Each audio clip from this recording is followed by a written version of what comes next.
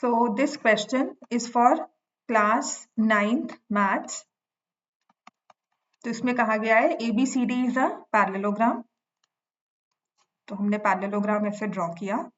AB is produced to E.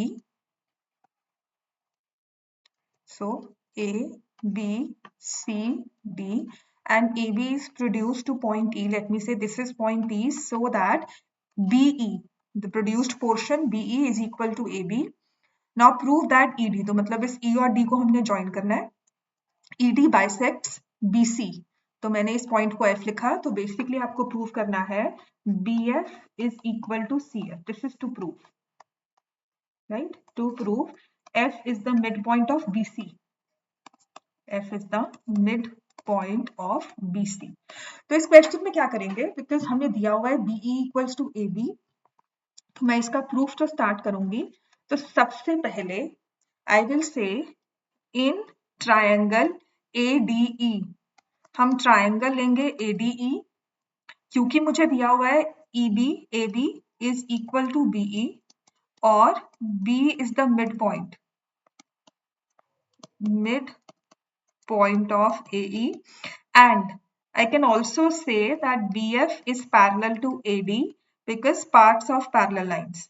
They are parts of parallel lines. क्यों parallel है? क्योंकि ABCD is a parallelogram. तो मेरे पास है AD is parallel to BC. So by converse of midpoint theorem,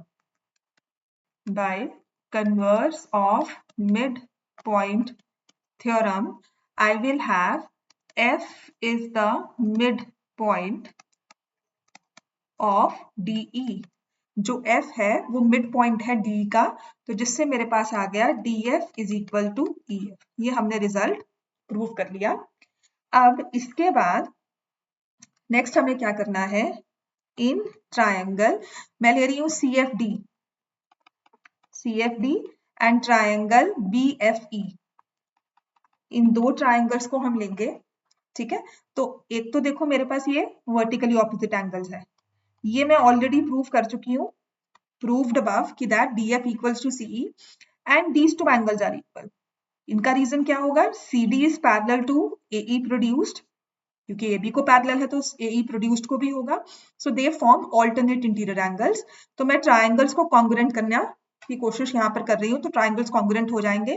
तो इसमें मैं पहले लिखूंगी angle CFD is equal to angle BFE.